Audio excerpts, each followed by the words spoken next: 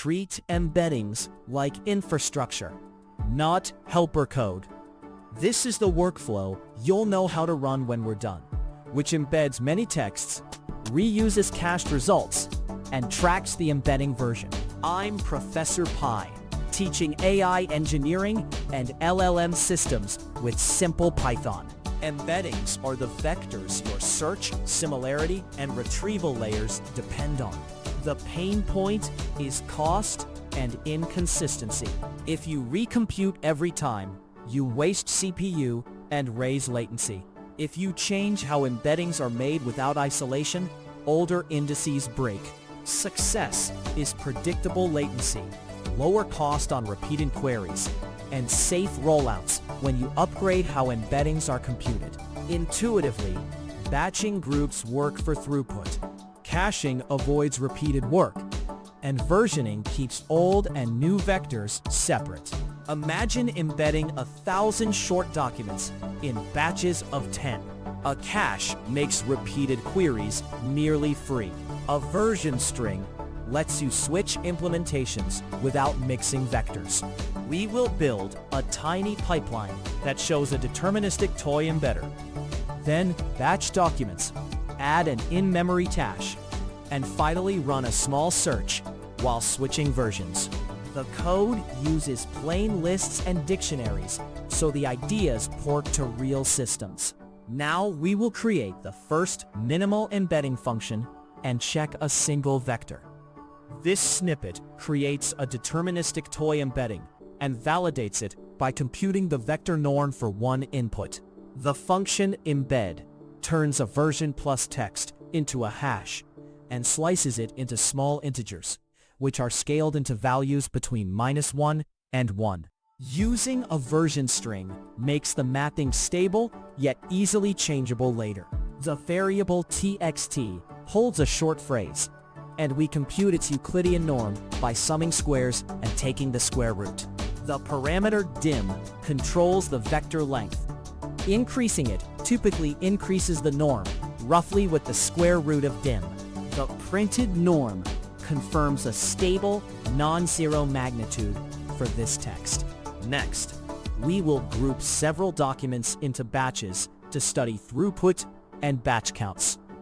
This example batches a set of texts into fixed-size chunks and computes embeddings for each chunk.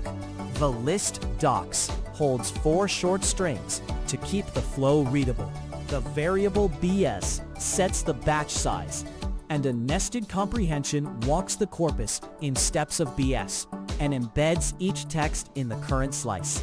The variable b computes how many batches will be needed using a ceiling division formula.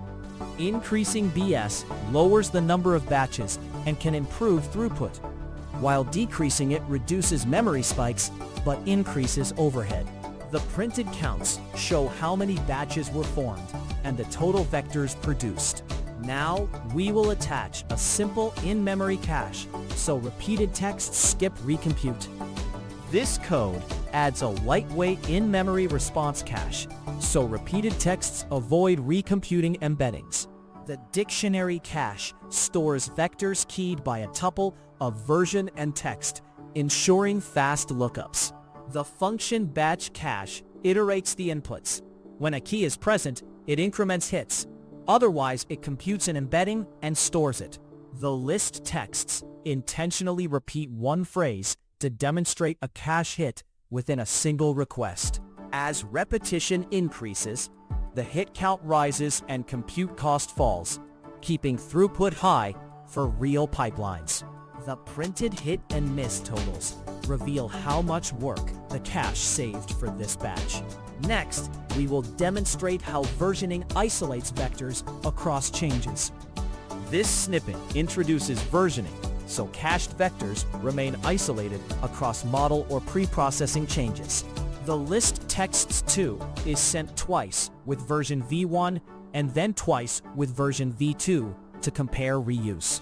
Because the cache already holds v1 entries from earlier work, both the first and second passes hit, producing more hits. Switching to v2 namespaces the keys differently. So the first pass warms the cache, and only the second pass hits. This keeps migrations controlled. You can backfill a new version without polluting or depending on the old one. The printed hit counts show strong reuse on V1 and expected recomputation on V2.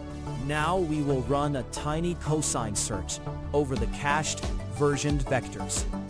This example performs a minimal cosine similarity search using the cached, versioned vectors.